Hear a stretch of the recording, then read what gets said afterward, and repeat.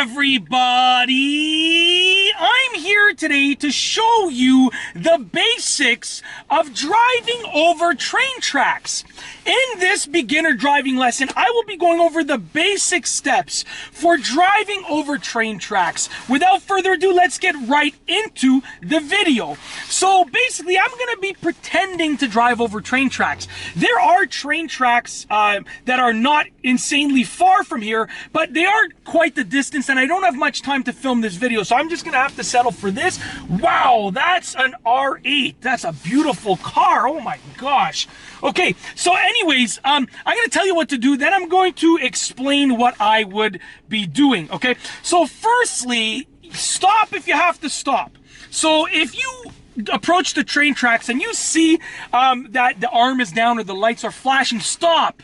Do not stop on the tracks. Obviously, stop before the tracks. Okay? And like as you're approaching the train tracks, you gotta be prepared to stop, because you just don't want to be in a situation where you can't stop on time. Okay? So basically, you want to scan the area. Like if you don't have to stop and you're approaching the train tracks, scan the area. You want to do a quick left and right before you actually get onto the tracks, okay? And that is to make sure, because you never know if those arms are not going to work or if those lights are not going to work. So scan and listen. Don't drive over train tracks with the music blasting, because like if your music is low and you even have your windows down just a bit, you'll be able to hear if there's a train coming, okay? And also, don't go on the train tracks if you can't make it over to the next side. So if there's a car stopped right after the train tracks, don't go on them if you can't make it over. It's as simple as that, okay? And as you're driving over them, you want to essentially keep two hands on the wheel, keep a good speed, maintain a good speed. You're not really going to slow down that much. You're going to slow down before the tracks, not on the tracks. Keep a good speed and two hands on the wheel, because it's going to get quite bumpy, all right? So we're going to go ahead and we're going to drive over here. I'm actually going to turn around because there is actually a big hold up over here. And so I'm going to turn around. Let's just, yeah, thank you. All right.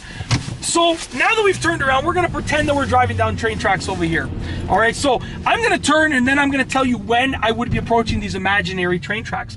We'll do a situation if the arms are down and if the arms are not down. So I'm driving, I'm approaching the train tracks, and all of a sudden I'm approaching them. My camera's mounted on that window, so I'm not gonna roll that one down, but I would roll this one down. I would listen and I would look. Okay, we're good. We're over the train tracks. Two hands on the wheel, listen and look. Use all of your senses to make sure that you are indeed remaining safe over those tracks, okay? Now we're gonna do another example of if I notice that the arms were down. So I'm approaching the train tracks, the lights are flashing, the arms are coming down. I'm gonna stop, and I'm gonna stop well behind those tracks. I'll tell you why. If you get rear-ended and you are, a foot or 2 feet or 3 feet away from those tracks and you get bumped forward, you're going into that train, buddy. That's not what you want to do, I'm sure. So instead, what you want to do is make sure that you're stopping well in advance. This way, knock on wood, hopefully you don't get rear-ended. But if you do get rear-ended, then you're not going to get bumped into the train. You're going to move forward and you're going to get to an accident, which is really bad. But you're not going to be pushed into a moving train. There's a big difference, okay? So I've waited for the train to go, the arms go up as you are going over the tracks. Now, make sure you're going with good speed and look both ways again, because you don't know when those arms are not going to be working properly. And don't inch over them, because sometimes, cars can get, in the wrong way on them and not get stuck. It's extremely unlikely to get stuck, but you just never know. So get a decent speed before you go over them.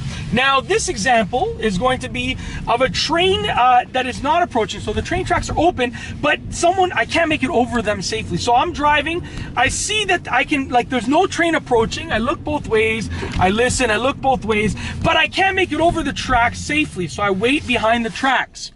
Okay?